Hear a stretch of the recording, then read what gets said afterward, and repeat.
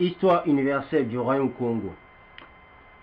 L'achat et l'expédition d'esclaves vers les Amériques fut une des principales fonctions exercées par l'Europe occidentale dans le système atlantique.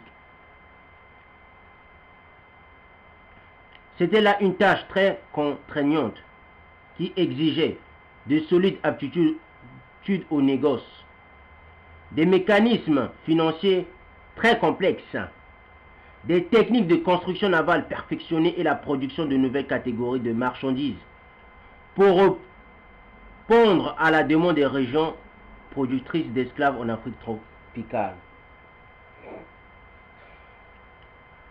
L'ingéniosité avec laquelle les économies d'Europe atlantique ont su répondre aux exigences de cette fonction a pour beaucoup contribué à leur développement. L'esclavage noir a contribué au développement de l'Europe. Ce que je suis en train de véhiculer dans ces propos vient du livre de la traite négrière issu de l'UNESCO. Dans ce livre, une des plus importantes du résumé est que l'esclavage a su profiter au développement de l'Europe. Que ce soit économiquement et dans d'autres domaines, des facettes sociales, européennes, occidentales et commerçantes. La première étude de ce genre a été bien entendu consacrée à l'économie de la Grande-Bretagne de 1750 à 1807.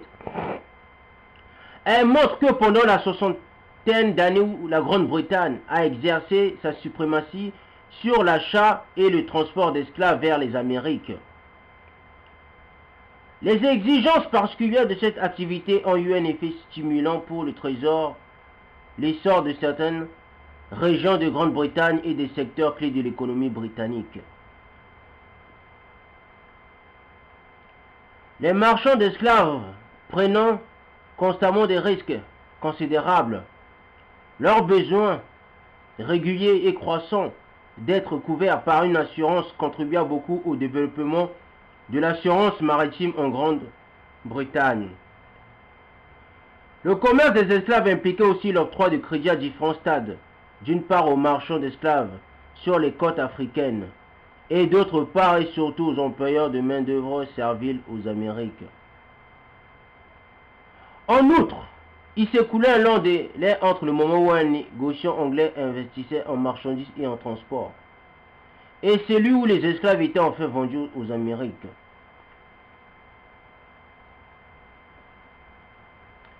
Ce délai dépassait un an généralement. Les capitaux exigés par la traite pour l'expédition, le stockage des marchandises et le remboursement des crédits commerciaux excédaient de beaucoup le volume annuel du trafic.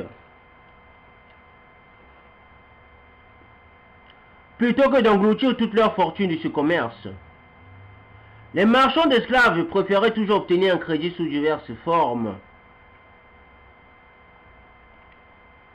Ils obtenaient un crédit à l'exportation auprès des fournisseurs des marchandises destinées au trafic, ce qui obligeait ces derniers à chercher à leur tour des sources de crédit pour poursuivre leur activité. Enfin et surtout, les marchands d'esclaves obtenaient du crédit en faisant escompter les volumineuses lettres de change que leur procurait la vente des esclaves aux Amériques. La forte demande ainsi créée contribuait à l'essor des banques et du marché de l'escompte en Grande-Bretagne. Certaines banques provinciales qui s'ouvrirent à cette époque, en particulier dans le Lancashire, entendaient surtout à l'origine profiter des opérations d'escompte sur les lettres de change liées au commerce des esclaves et des autres effets introduits dans les relations commerciales entre les marchands d'esclaves et les fournisseurs de marchandises pour la traite. Vendre un être humain était commercial, c'était faire du commerce, exercer son activité commerciale. Le trafic de l'être humain, comme nous sommes en train de le subir en ce temps du 21e siècle, en 2018 et ainsi de suite, il y en a qui vont dire oui, le noir n'est pas toujours esclave. Vous savez c'est quoi être esclave? À la fin de cette vidéo, nous allons donner point à point c'est quoi être esclave. Selon la charte de partage de 1885, qui est toujours en activité. Nous allons démontrer que le peuple noir est toujours esclave. Là, tout ce que les organisations européennes, africaines, de la diaspora, même allez, en Afrique, vous êtes tous des esclaves. Que ce soit même les organisations, n'importe quelle organisation panafricaine, c'est tous des esclaves. Il n'y a aucun intellectuel dans ces panafricains. Hormis peut-être 5 organisations, unissons-nous pour l'Afrique, et j'en connais pas les autres. Peut-être 5. Mais sinon les autres, c'est tous des esclaves. Les conditions favorables ainsi créées donnaient un regain d'activité au chantier. Naval anglais qui se spécialisèrent dans la construction d'un certain type de navire ainsi que dans la réparation et l'armement coûteux des négriers. D'après des calculs portant sur 137 négriers, jaugeant 24 180 tonneaux, on peut dire que 60% environ des négriers anglais étaient construits dans des chantiers anglais. Les 40% restants étaient des prises de guerre des navires construits et achetés à l'étranger, surtout aux colonies. Déduction faite de cette proportion, il ressort de calculs complexes basés sur de nombreuses données relatives au transport maritime que de 1791 à 1807, 15% des vaisseaux de tout tonnage construits en Grande-Bretagne étaient destinés au commerce avec la Guinée, dont à peu près 95% servaient au transport d'esclaves. Entre 1750 et 1807, les marchands d'esclaves anglais investirent en moyenne 2 625 959 livres par décennie dans la construction, la réparation et l'armement de leurs navires sur les chantiers anglais. La moyenne par décennie variant entre 1,5 million de livres de 1750 à 1780 et près de 4 millions de livres de 1781 à 1807.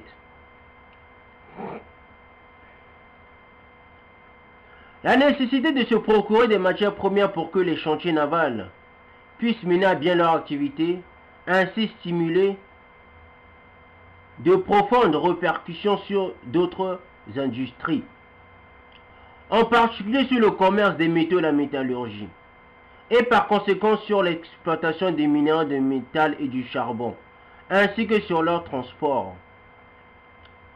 Elle favorisa largement aussi le processus d'urbanisation. Les industries manufacturières qui furent fortement stimulées sont la métallurgie et les industries à base de métaux, cuivre, laiton et fer notamment. La fabrication de fusils comme monnaie d'échange pour l'achat d'esclaves devint une industrie florissante à Birmingham. Comme cela, vous voyez sur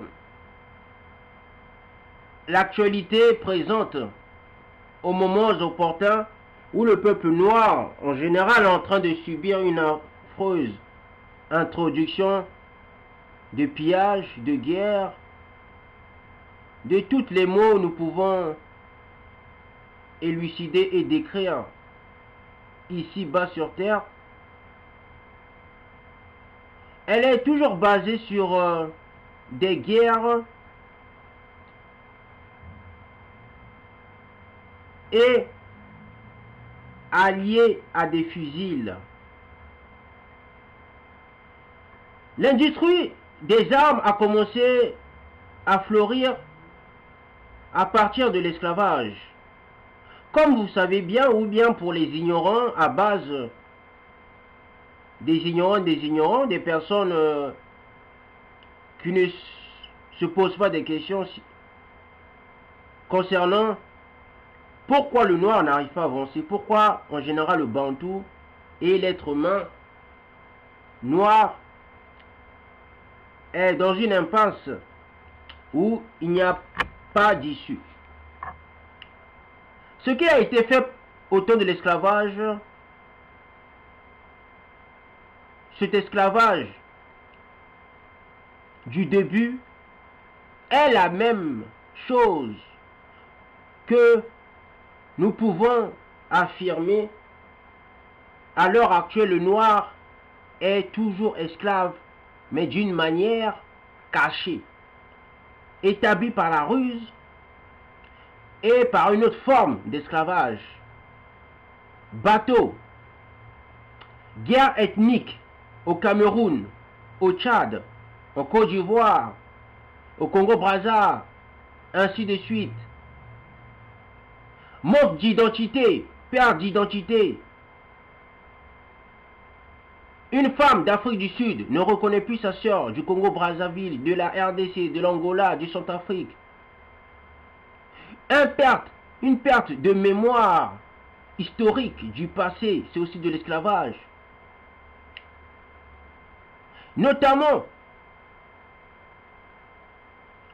une responsabilité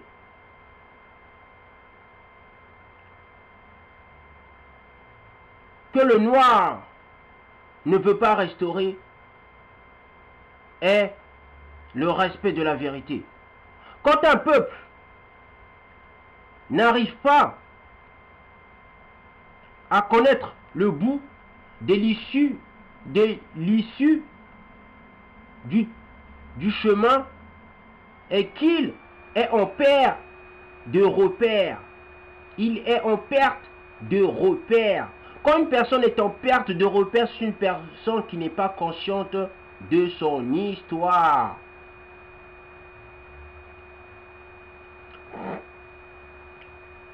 La production d'articles de cuivre et de laiton destinés au trafic des esclaves et l'utilisation du cuivre pour doubler la carène des navires négriers prirent une grande importance dans les régions de Londres, Bristol et Liverpool. Mais l'industrie anglaise dont le développement fut le plus favorisé par la traite d'esclaves fut celle du coton. Entre 1750 et 1776, la proportion en valeur du total annuel des exportations anglaises de coton qui étaient dirigées vers la côte occidentale de l'Afrique passa de 30 à 50%. Cette proportion baissa brutalement pendant la guerre d'indépendance, mais elle remonta après la guerre et entre 1783 et 1792. Elle passa de 11 à 32%. Après 1792, l'accroissement plus rapide des exportations vers l'Europe et les Amériques entraîna une baisse en valeur du pourcentage des exportations anglaises de coton vers la côte d'Afrique. Ainsi, du point de vue du volume, les exportations destinées à l'Afrique contribuèrent beaucoup au développement du secteur exportation de l'industrie cotonnière britannique. Les cotonnades des exportés vers l'Afrique étaient bon marché conçus pour la consommation courante, se prêtaient à la production de masse par les moyens mécaniques. Les exportations destinées à la côte d'Afrique favorisèrent le plus le développement.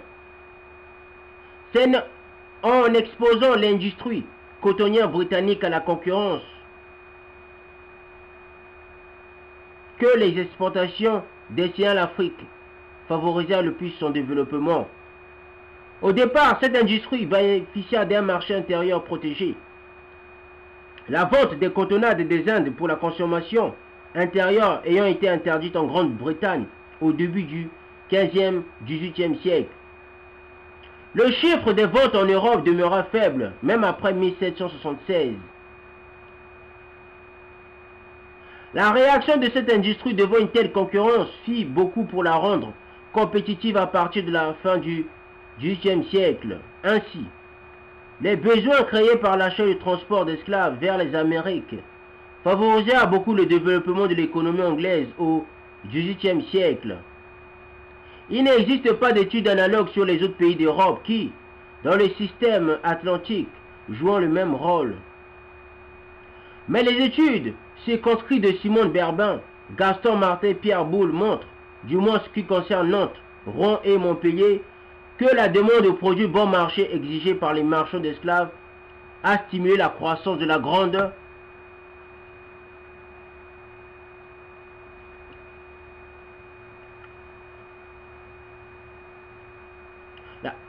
industrie au XVIIIe siècle. Vous voyez, l'esclavage a su développer l'industrie européenne.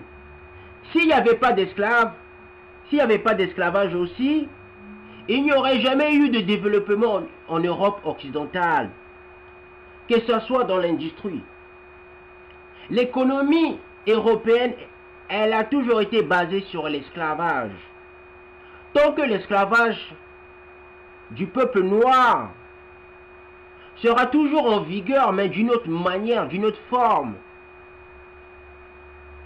l'Europe sera toujours développée. Voilà ce que la plupart des Noirs ne vont jamais écouter. La plupart des Européens vont jamais aimer. La minorité des Européens qui sont intelligents vont comprendre. Mieux vaut vivre dans la vie éternelle que vivre dans la vie matérielle. Qu'est-ce que je veux dire? Mieux vaut avoir la vie éternelle que vivre dans la vie qui n'est pas éternelle. Chez le peuple Congo, il n'y a pas d'enfer. L'enfer n'existe pas chez le peuple Bantou. Que ce soit quand vous prenez le livre d'Enoch, quand vous prenez la religion Congo, la religion Congo nous la ferons mais pas sur YouTube. Nous allons montrer les 7 cieux, nous allons montrer le monde où vivent les ancêtres quand les ancêtres meurent, dans quel monde ils vont. Nous allons montrer aussi le monde de l'Esprit de Dieu, au-dessus des 7 cieux. Qu'est-ce qui est au-dessus des 7 cieux? Nous allons le montrer. Au-dessus du monde astral, qu'est-ce qui se passe au-dessus du monde astral? Nous allons, par la grâce de l'Éternel, entrer dans la religion Congo, par le bien que de la vérité rien que la vérité, mais pas selon les présidents africains ou bien européens ou bien partout dans le monde. L'exportation des toiles allemandes vers la côte d'Afrique, par l'intermédiaire des marchands d'esclaves anglais et européens, a aussi ouvert des débouchés importants aux industries textiles de Westphalie, de Saxe et de Cilicie. L'achat et le transport d'esclaves vers les Amériques ne représentait qu'une partie du commerce mondial déjà fort développé, auquel les économies atlantiques participèrent de 1451 à 1870. Entre la fin du Moyen-Âge et la première moitié du 15e et 18e siècle, une évolution interne essentielle s'est dessinée dans les économies d'Europe occidentale. Elle a été déclenchée par les changements subis par certains facteurs inhérents à ces économies, tels que la population, contribuant ainsi à l'expansion du commerce inter-européen, en particulier de la laine brute, des produits laitiers, des produits métallurgiques et de l'argent, ainsi qu'à l'essor des échanges interrégionaux dans les pays d'Europe occidentale. Ces premiers progrès provoquèrent dans les pays d'Europe occidentale divers changements institutionnels, politiques, socio-économiques, en Grande-Bretagne et aux Pays-Bas, tout particulièrement. Les changements qui se produisirent à cette époque créèrent un environnement propice à l'évolution d'un ensemble de la traite négrière les économies atlantiques de droit en matière de propriété qui favorisa l'élaboration de dispositions institutionnelles prévoyant la propriété foncière sans condition, le travail libre, la protection de la propriété privée, la réglementation de la propriété industrielle et autres mesures d'encouragement en faveur de la propriété intellectuelle et la mise en place de multiples mécanismes institutionnels visant à atténuer les imperfections des marchés de produits et des capitaux. La principale contribution du système atlantique à ce début d'évolution fut l'apport de valeur en espèces, qui favorisa considérablement la multiplication des échanges dans toute l'Europe occidentale, stimulant ainsi l'expansion du secteur commercial des économies de l'Europe occidentale.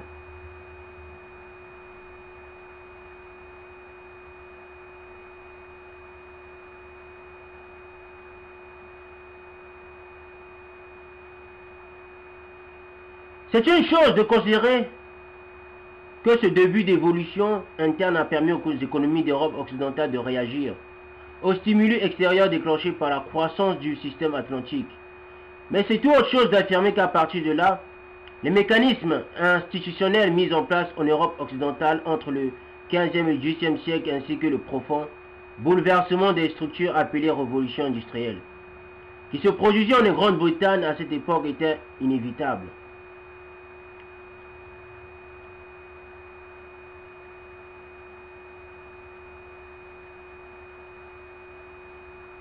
Les difficultés nouvelles de grandes quantités de marchandises sur de très longues distances et des mers agitées, les problèmes d'acheminement et de distribution de produits importés de très loin en Grande-Bretagne en grande quantité, le problème de l'hébergement dans un réseau commercial qui s'étendait au monde entier, les possibilités de fonder de nouvelles industries utilisant des matières premières jadis rares et chères ou introuvables telles que le sucre, le tabac, le coton et d'autres produits, la perspective encourageant de fabriquer de nouveaux produits pour répondre à des besoins et à des goûts nouveaux, des économies d'échelle correspondant à une production destinée à un marché mondial en expansion, autant de facteurs qui ont stimulé les changements institutionnels et la transformation radicale des structures qui se produisirent alors en Europe occidentale. Là, nous sommes en train de voir comment marche la mondialisation. Comment faire du commerce. Par où il faut commencer à faire du commerce. Et par où il faut terminer à faire le commerce. Dans une petite facette. Parce qu'il existe beaucoup de facettes commerciales. On ne fait pas des affaires sans des échanges. Sans des réseaux, sans des exigences. Car, quand tu exiges quelque chose, tu cherches le progrès. C'est en exigeant des choses qu'on progresse, techniquement. L'innovation vient en exigeant la rentabilité ou à être rentable dans des périodes précises. On devient spécialiste ou un expert en cherchant le progrès. Le commerce colonial a fourni à l'industrie anglaise une possibilité tout à fait nouvelle d'exporter en grande quantité des articles manufacturés autres que des produits lignés vers des marchés où il n'était pas question d'échanger des produits finis entre des produits finis. Le processus d'industrialisation qui s'est amorcé en Grande-Bretagne à partir du deuxième quart du XVIIIe siècle a été dans une large mesure un moyen de satisfaire les besoins des colonies en clous, haches, armes à feu, seaux, voitures, pendules, sel, mouchoirs, boutons, cordage et mille autres choses encore. C'est ce qui a permis la concentration à tous les niveaux d'une production industrielle à grande échelle dans ce petit pays qui était la Grande-Bretagne. Au XVIIIe et au XIXe siècle, doté d'une population de moins de 7 millions d'habitants au milieu du XIXe siècle et un peu plus de 8 millions en 1790, et sans beaucoup de ressources naturelles, les débouchés ouverts à l'exploitation en grande quantité d'articles en fer, puis de cantonades, ont joué un rôle capital dans le développement des industries correspondantes, au point que les progrès de la technique ont modifié leur rythme de croissance. À propos de l'Europe et de la France en particulier, un spécialiste français de l'histoire économique a écrit ceci. On peut vraiment dire du XVIIIe siècle, qui correspond à la phase atlantique du développement économique de l'Europe. Le commerce extérieur, en particulier avec les Amériques, fut le secteur le plus dynamique de toute l'économie. Le commerce de la France avec les colonies, par exemple, décupla entre 1713 et 1787. En outre, Les besoins des territoires d'outre-mer eurent pour effet de stimuler la croissance de nombreuses industries et de renforcer la spécialisation et la division du travail. Grâce à la supériorité des transports maritimes sur les transports terrestres. L'économie européenne s'organisa au XVIIIe siècle autour d'un certain nombre de grands ports maritimes. Les plus prospères étant ceux qui prirent la plus large part au commerce florissant avec les colonies, tels que Bordeaux et Nantes. Chacun de ces ports possédait non seulement ses propres industries, mais aussi un arrière-pays industriel dans le bassin fluvial entier constituait l'embouchure. Il signale en outre que si l'américanisation du commerce et de l'industrie fut particulièrement prononcée dans les pays qui possédaient un empire colonial tel que la Grande-Bretagne, la France, la Hollande et l'Espagne, ces effets s'étendirent aussi vers l'Est à des pays dépourvus de colonies, mais capables de réexporter vers les Amériques des produits fournis par les puissances coloniales, en particulier par le port de Cadix. C'est ainsi que les toiles, la coutellerie et la quincaillerie d'Allemagne atteignirent les marchés des Antilles et de l'Amérique espagnole.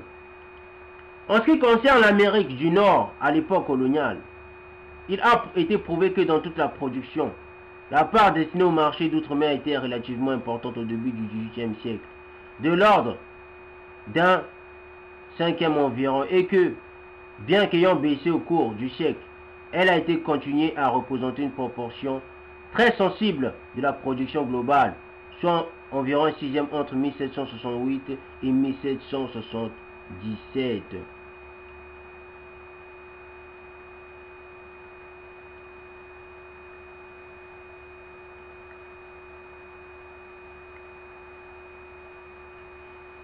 Elle consistait en messagerie et autres services commerciaux assurés par les colonies du Nord-Est aux Antilles et à l'Europe méridionale, en exportation de denrées alimentaires, de chevaux et de bois de charpente parvenant des colonies du centre et du Nord-Est vers les Antilles et l'Europe méridionale et en exportation de tabac, de riz et autres produits mineurs cultivés dans les colonies du Sud vers la Grande-Bretagne et d'autres pays d'Europe. De cette analyse de l'économie coloniale de l'Amérique du Nord, on peut tirer la conclusion suivante. Alors que le commerce avec les pays d'outre-mer et les activités marchandes ne représentaient sans doute pas l'essentiel de toute l'activité économique coloniale,